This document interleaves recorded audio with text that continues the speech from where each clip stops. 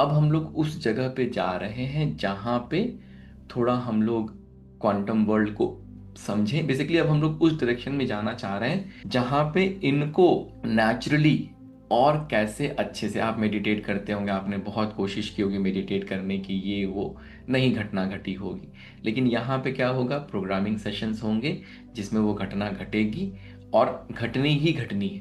मतलब उसमें कोई दूसरा रास्ता ही नहीं है आपके पास। तो अब उसको समझने के लिए क्या करना चाहिए, क्या नहीं करना चाहिए, थोड़ी सी और अंडरस्टैंडिंग डेवलप करते हैं, ठीक है। So physical world and quantum world, imagine a vast open space of the universe filled with pure energy prana, an invisible universal energy existing only as potential. अब आप ऐसा मानिए, ठीक है, कि आप, जैसे हम ऑक्सीजन को, हवा को देख नहीं सकते, वैसे ही आप मानिए कि ये पूरा का पूरा जो ओपन स्पेस है, ये पूरा का पूरा यूनिवर्स जो है, अल्टीमेटली हमने ये समझा कि एक यूनिवर्सल एनर्जी से, एक सिंगल एनर्जी से बना हुआ है। हम सब लोग भी उसी एनर्जी से बने हुए हैं। और ये जो यूनिवर्स है, जो एनर्जी इसमें है, अभी कैसा है, मैं उसको एक्सपीरियंस नहीं कर पा रहा हूं, मैं उससे इंटरैक्ट नहीं कर पा रहा हूं। क्यों? क्योंकि मैं फिजिकल वर्ल्ड में बैठा हूं। फिजिकल वर्ल्ड में अभी हम मैटर और एनर्जी को समझेंगे तो और समझेगा, लेकिन फिजिकल वर्ल्ड में क्या है कि वो एनर्जी जो है उसको आप एक्सपीरियंस नहीं कर पा रहे। आप फिजिकल वर्ल्ड, जैसे मैंने कल कहा था कि डिफरेंट डिफरेंट लेवल पे, अलग अलग प्रिंसिपल पे वो चीजें काम करती हैं। जो नियम यहाँ पे हैं, भाई ग्रेविटी है तो वो पुल डाउन करेगी, उस तरीके से ही चीजें चलती हैं। आप अब ये इमेजिन करिए, सिर्फ इतना इमेजिन करिए कि आपके सराउंडिंग में पूरी तरीके से ऊर्जा है, और उस ऊर्जा में वो सारा पोटेंशियल है। उस ऊर्जा में वो सारा पोटेंशियल का मतलब क्या है कि उसको किसी भी फॉर्म में कन्वर्ट किया जा सकता है। मुझे बड़ा घर चाहिए तो उसी ऊर्जा को मैं बड़े घर में कन्वर्ट कर सकता हूँ। देखिए, क्रिएशन के लिए तो ऊर्जा ही चाहिए। आप समझ गए ना, ये चीज तो समझिएगा कि क्रिएशन में दो ही लोग इन्वॉल्व हैं, एक एनर्जी और दूसरा, दूसरे जो है वो शिव, कॉन्शियसनेस, चेतना। ठीक, तो कॉन्शियसनेस तो आएगी, कैसे आएगी, क्या आएगी, वो आगे हम समझेंगे। अभी हम लोग ये कहना चाह रहे हैं कि हमारे सराउंडिंग में, हमारे चारों तरफ, in the form of potential, जो हम देख नहीं सकते, यूनिवर्सल एनर्जी उस पोटेंशियल फॉर्म में एग्जिस्ट करती है। अब उस यूनिवर्सल पोटेंशियल एनर्जी को हम किस में कन्वर्ट करें, हम उसको किस फॉर्म में कन्वर्ट करेंगे, वो कौन लेके आएगा? उस पोटेंशियल को मान लेते हैं कि दिस इज यू, ठीक है, ये आप हैं। आपके चारों तरफ जो है ऊर्जा है, ठीक है। अब इस ऊर्जा जो कि दिखाई नहीं दे रही है, इस ऊर्जा को किसी भी फॉर्म में, जैसे मान लेते हैं कि मैं कुम्हार हूं और मेरे पास ढेर सारी मिट्टी पड़ी है, उस मिट्टी से मैं अलग अलग तरीके के बर्तन बना सकता हूं। वो जो अलग अलग तरीके के बर्तन बनाने हैं, देखिए मिट्टी फिक्स है और मिट्टी सेम है, कॉमन है।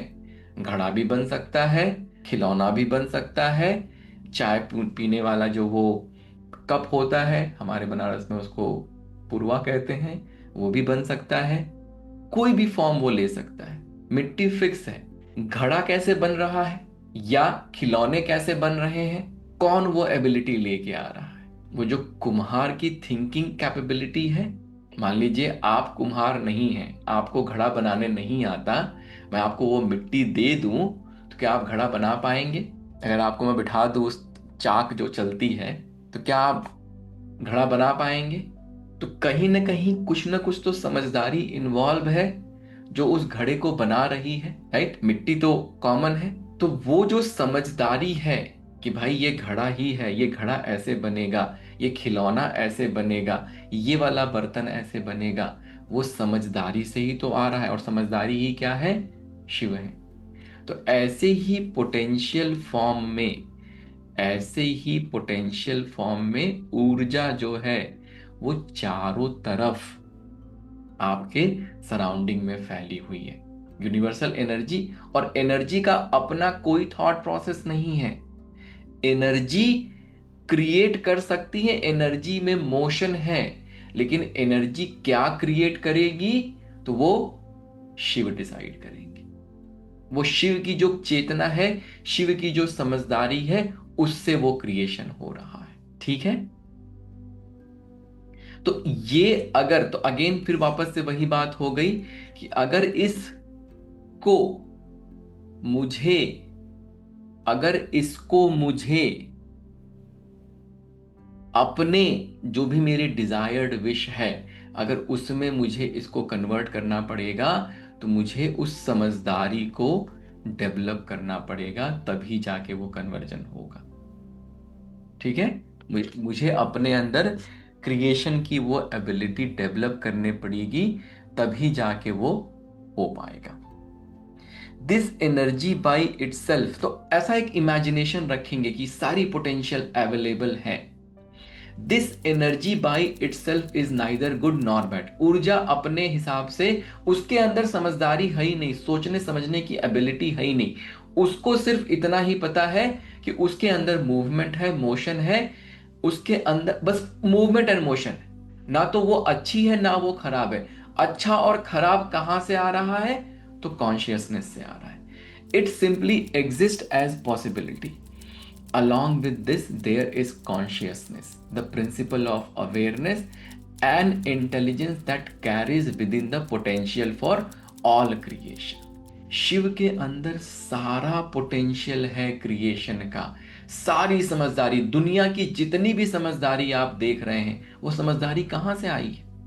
वो सारी की सारी समझदारी शिव से ही आई है।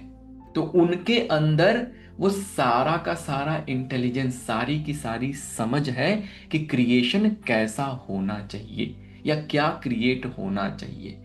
Creation begins when consciousness and energy come into relationship. Consciousness knows, observe, and give direction, but on its own it cannot produce form.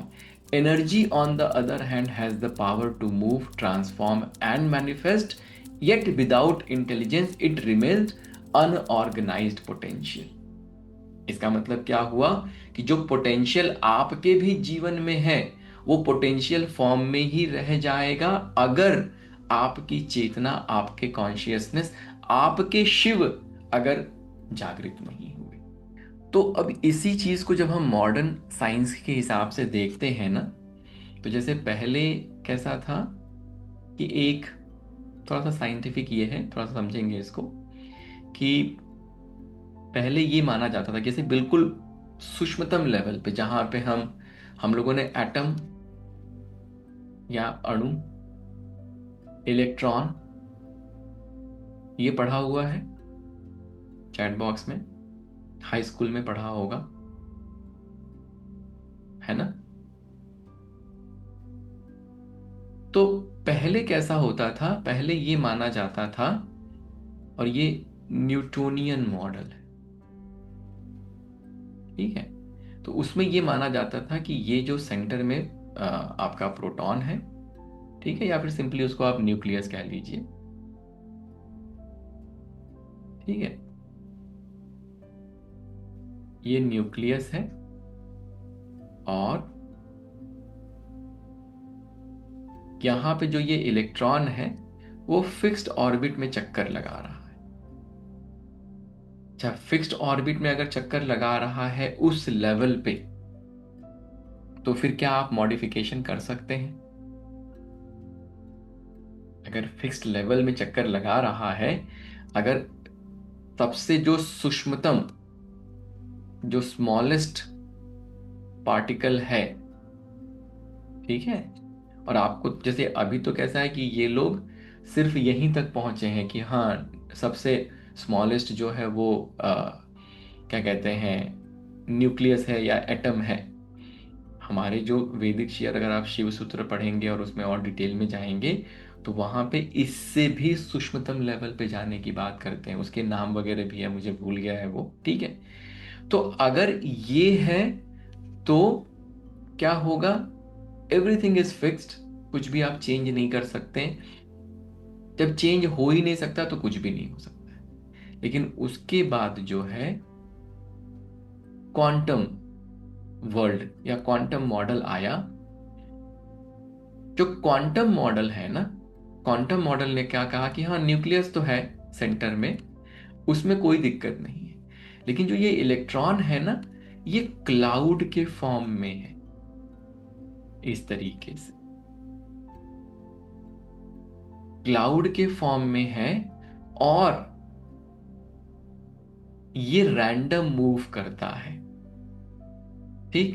फिर साइंटिस्ट ने ये भी देखा कि और एक सरप्राइजिंग चीज उन्होंने क्या देखी कि ये जो इलेक्ट्रॉन है वो उनके थॉट से, उनके सोच से इसकी मूवमेंट में परिवर्तन आ रहा है। जो थॉट है उस थॉट से इस इलेक्ट्रॉन के मूवमेंट में परिवर्तन आ रहा है। द ऑब्जर्वर इफेक्ट, हाँ आगे आएगा। तो ये एक बड़ी क्रांतिकारी डिस्कवरी थी। अब आप ये समझिएगा कि हमारे यहाँ ये हजारों साल पहले बता दिया गया, हमारे यहाँ इस चीज के बारे में कभी कोई बात नहीं हुई, ये पहले दिन से हमारे यहाँ लोगों को पता था। यूनिवर्स बना ही उसी प्रिंसिपल पे। जो स्मॉलेस्ट पार्टिकल उसमें जो मोशन है, वो मोशन क्या है? वो मोशन शक्ति ही तो है। हम कह रहे हैं कि इसमें प्राण ऊर्जा है, वो प्राण ऊर्जा अगर इसके बिल्कुल स्मॉलेस्ट सूक्ष्मतम लेवल पे हम जा सकें तो क्या होगा, हमें वो वाइब्रेशन दिखनी शुरू हो जाएगी। तो वो वाइब्रेशन किसके अंदर मोशन है? तो शक्ति के अंदर ही मोशन है। ठीक। अब देखिए, अगर तो जैसे हमारे सराउंडिंग में ये जो एनर्जी फैली हुई है वो इसी प्रिंसिपल पे काम कर रही है कि जो स्मॉलेस्ट पार्टिकल है उसमें इलेक्ट्रॉन जो है वो रैंडम मूव कर रहा है, और अगर हम अपने थॉट से अगर उसको हम डिस्टर्ब कर सकते हैं, तो अगर कंसिस्टेंट तरीके से किसी थॉट को रखा जाए तो उस पैटर्न को परमानेंटली क्रिएट किया जा सकता है। और थॉट को कौन गवर्न कर रहा है? तो शिव ही गवर्न कर रहे हैं। तो शिव अगर आते चले गए, आते चले गए, आते चले गए, तो ये जो रैंडम अभी इलेक्ट्रॉन इधर उधर मूव कर रहा है उसको एक कंसिस्टेंट फॉर्म दे सकते हैं, और कंसिस्टेंट फॉर्म देंगे तो फिजिकल लेवल पे क्या होगा, वो मैनिफेस्ट हो जाएगा। थोड़ा और इसको समझते हैं। When awareness interact with energy, form and experience arises in the physical world, this interaction results in stable and measurable creation such as mountain, living bodies and human technology. क्यों? अवेयरनेस आया, उसने एनर्जी को के movement को क्या कर दिया, अब फिक्स कर दिया। एनर्जी के मूवमेंट को जब फिक्स कर दिया तो एक फॉर्म क्रिएट हो गया। ठीक है, जैसे पहाड़ बने, लिविंग बॉडी बनी, हम बने। ठीक है। When energy organize itself into structure and follows the law of cause and effect, for example, if a ball is thrown into the air, gravity ensures it falls back. In the quantum world, however, energy exists first as multiple possibilities rather than fixed outcome, and interaction determines which possibility becomes reality. Thus, the quantum world represents creation in its potential state, while the physical world represents creation in its manifested state. मतलब जो ये वाली जो चीज है, जो ये वाला प्रिंसिपल है, ये वाला प्रिंसिपल एप्लीकेबल है ओनली फिजिकल वर्ल्ड के लिए। ये वाला प्रिंसिपल एप्लीकेबल है क्वांटम वर्ल्ड के लिए। और क्वांटम वर्ल्ड मतलब क्या हुआ कि जो यहाँ पे जो फॉर्म बना हुआ है वहां पे हमको लगता है कि इस तरीके से एनर्जी मूव कर रही है, लेकिन अल्टीमेटली एनर्जी इस तरीके से ही मूव कर रही है। तो अगर एज एन इंडिविजुअल अगर मैं क्वांटम वर्ल्ड को एक्सेस कर पाऊं, देखिए फिजिकल वर्ल्ड, फिजिकल लेवल पे आप जाएंगे, फिजिकल लेवल पे आप जाएंगे तो यहां तक पहुंच ही नहीं पा रहे हैं आप। तो यहां तक उस लेवल पे आप पहुंच ही नहीं पा रहे हैं, तो एनर्जी को आप मॉड्यूलेट ही नहीं कर सकते। लेकिन अगर हम क्वांटम लेवल पे चले गए। फिजिकल लेवल पे क्या है, इसको थोड़ा सा और मैं एक्सप्लेन करता हूं इसके आगे जाके। मैटर और एनर्जी, ये दो चीज समझते हैं। तो मैटर क्या है, energy in its condensed form appears as matter. Even in this solid state matter still possess the vibration and frequency at the atomic and subatomic level. However, once energy becomes highly condensed into physical form, it behaves according to the law of physical world and is governed primarily by cause and effect। देखिए कैसा है ना कि जैसे अगर ये मैं देखूं, ये माइक है, तो ये माइक अभी कैसा है, मैटर बन गया, फिजिकल फॉर्म इसने ले लिया। लेकिन अगर इसके क्वांटम लेवल पे हम जाके देखेंगे तो अभी भी वो वाइब्रेशन, जो इलेक्ट्रॉन वाली वाइब्रेशन है, अभी भी वो पॉसिबिलिटी है, अभी भी वो उसी तरीके से इलेक्ट्रॉन मूव कर रहा है। लेकिन एनर्जी ने क्या किया, एक फॉर्म लेके वो मैटर बन गई। अब ये पूरी तरीके से एनर्जी नहीं रह गया, ये मैटर बन गया। तो मैटर अगर बन गया और अगर इसको फिजिकल वर्ल्ड में, अभी क्या करेगा, फिजिकल वर्ल्ड के कॉज एंड इफेक्ट को, लॉज को फॉलो करेगा। अगर गिराऊंगा तो नीचे गिर जाएगा, इसको अगर मुझे चेंज करना होगा तो इसको मुझे तोड़ना होगा, ये सारी चीजें यहाँ पे होंगी। लेकिन अगर हम इस मैटर के बियॉन्ड जा सके, अगर इस मैटर के बियॉन्ड जाके अगर हम क्वांटम लेवल पे ऑपरेट कर सके, तो इसी चीज को अगर हम क्वांटम लेवल पे जाके ऑपरेट कर सके, तो इस चीज को फिर हम मॉडिफाई कर सकते हैं। मतलब ये थोड़ा डिफिकल्ट होगा क्योंकि ये ऑलरेडी मैटर बन गया है। लेकिन अगर आप क्वांटम लेवल पे जाके जो आपके सराउंडिंग में एनर्जीज हैं, उनको फिर आप क्या कर सकते हैं, प्रॉपर डायरेक्शन में चैनलाइज कर सकते हैं। और चैनलाइज करके जो पोटेंशियल क्रिएशन, जो वो पोटेंशियल क्रिएशन फॉर्म में बैठा हुआ है, उससे फिर वो कोई भी क्रिएशन जो आपको चाहिए वो क्रिएशन किया जा सकता है। Because of this stabilization, matter cannot easily change its form simply through thought or interaction. Any transformation requires physical forces, process or interaction consistent with physical law. So one thing we need to understand that we cannot change matter to matter. हम देखिए जब यहाँ पे बैठ के I am rich, I am rich, I am rich रटते हैं ना, तो हम क्या कर रहे हैं, मैटर से मैटर को बदलने की कोशिश कर रहे हैं। फिजिकल रियलिटी जो हमारी है, उसी से हम फिजिकल रियलिटी को बदलने की कोशिश कर रहे हैं। Even if the change happens that will change of cause and effect. मतलब फिजिकल लेवल पे अगर आप आई एम रिच कर रहे हैं, तो फिजिकल लेवल पे आप मेहनत करेंगे, थोड़े पैसे कमा लेंगे। कॉज एंड इफेक्ट, मैंने इतने घंटे काम किए, मैंने इतने पैसे कमाए, मेरी महीने की सैलरी इतनी है, ये कॉज एंड इफेक्ट वाले प्रिंसिपल पे चीजें चल रही हैं। When you follow law of attraction and let's say you follow an affirmation practice, if you are not vibrating at higher frequency, you are matter and you are trying to manifest something from this physical world to this physical world, and that will not work. You will have to become energy to manifest from energy to fulfill your wish or desire, and this is a domain of quantum world। अगर मैं physical world में अभी जैसे मैं क्या हूं, पूरी तरीके से मैटर हूं, और अगर मैं कोई भी विश या डिजायर करूंगा भी, तो वो घटना मेरे जीवन में नहीं घटेगी। कैसे घटेगी, मान लीजिए कि मुझे एक बर्गर खाने का मन हुआ, तो मुझे वो बर्गर जाके खरीदना पड़ेगा। तो क्या हुआ, cause of law and effect, कि मैंने पैसे दिए, मैंने बर्गर खरीदा, मैंने बर्गर खाया, वो घटना मेरे जीवन में मैनिफेस्ट हुई। लेकिन लॉज जो है वो फिजिकल लेवल का लॉ है। अगर मुझे मेरे जो सराउंडिंग में एनर्जी है, अगर मुझे उनसे मैनिफेस्ट करना है, तो उनसे मैनिफेस्ट करने के लिए जब तक मैं पूरी तरीके से एनर्जी नहीं बनूंगा, तब तक मैं एनर्जी से इंटरेक्शन, जो ये इलेक्ट्रॉन में जो ये चेंज होने वाली घटना घट रही है, कब घटेगी, जब मैं पूरी तरीके से एनर्जी बन जाऊंगा। अगर एनर्जी बनूंगा तो मैं इस घटना को घटा सकता हूं। और ये एनर्जी कब आप बनेंगे, ये एनर्जी बनना जो है क्वांटम वर्ल्ड का डोमेन है।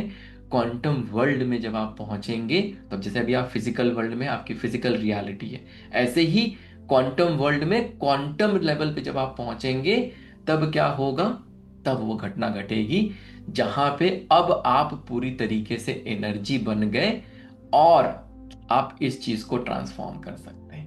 अच्छा, एनर्जी क्या है, एनर्जी क्या है? Vibration and frequency. क्या हम एनर्जी को वाइब्रेशन एंड फ्रीक्वेंसी कह सकते हैं? अगर मैं हायर वाइब्रेशन और फ्रीक्वेंसी पे वाइब्रेट कर रहा हूं तो क्या मैं ज्यादा से ज्यादा एनर्जी बनते चला जा रहा हूं? यस और नो? तो अगेन, अगर मैं अपनी वाइब्रेशन और फ्रीक्वेंसी, दो तरीके हो गए।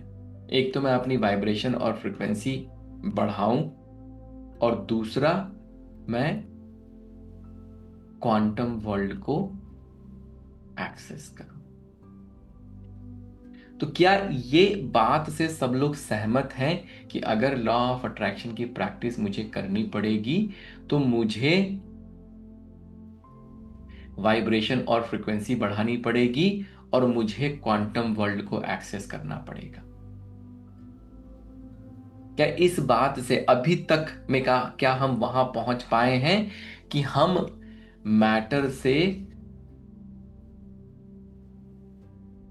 मैटर ही क्रिएट कर पाएंगे?